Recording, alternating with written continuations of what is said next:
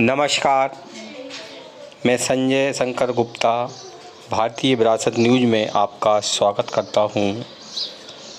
पिछले 2 एपिसोड में मैंने खजुराहो के मंदिरों के बारे में आपको विस्तार से जानकारी दी।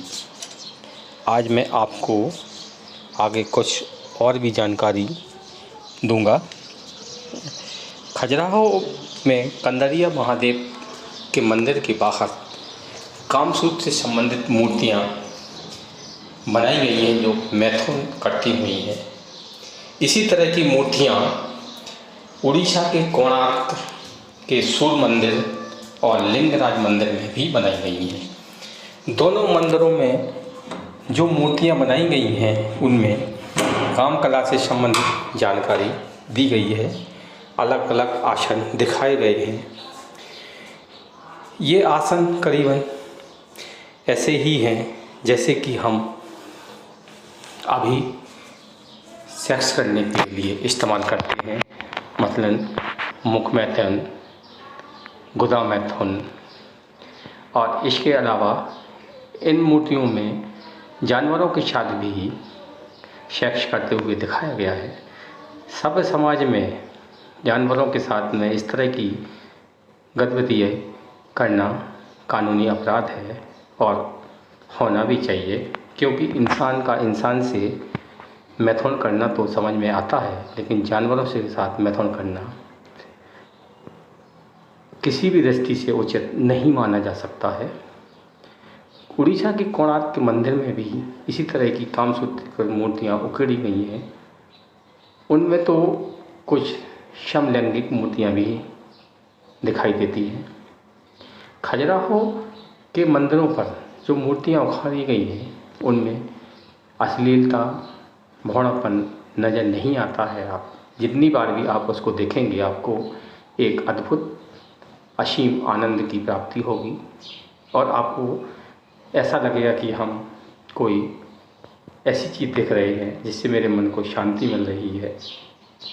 आप जब भी आप आज के दिनों में कोई भी काम से संबंधित वीडियो देखते हैं या किसी भी चैनल पर देखते हैं, गूगल पे देखते हैं या किसी अन्य तरीक़ा से आप देखते हैं, तो आपको थोड़ी देर में ही उसमें ऊब होने लगती है और अश्लीलता देख देख के आपको अपने आप में भी एक चिड़चिड़ापन, गुस्सा आने लगता है। लेकिन इन मूर्तियों को देखकर आपको ऐसा कदापि महसूस नहीं होगा।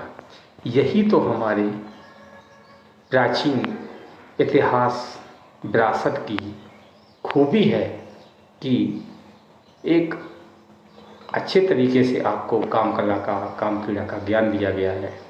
ऋषि बादशाह ने भी अपने कामसूत्र नामक पुस्तक में 84 आसन सेक्स करने के बताए हैं। इन मूर्तियों में भी कमोबेश वैसे ही आसन दिखाई देते हैं। इसके अलावा खजुराहो में और भी कई मंदिर हैं, दर्शनीय हैं। इनमें मतंगेश्वर, चित्रकूट मंदिर, लक्ष्मण मंदिर और जैन मंदिर है। उड़ीसा के कोणार्क के सूर्य मंदिर के बारे में भी हम आपको अगले एपिसोड में जानकारी देंगे। आप खजुराहो जब भी आएँ तो आप इन मंदिरों को ज़रूर देखें। खजुराहो आने का सबसे सही समय आपका सितंबर से फरवरी के बीच। इस समय मौसम भी यहाँ बहुत अच्छा रहता है।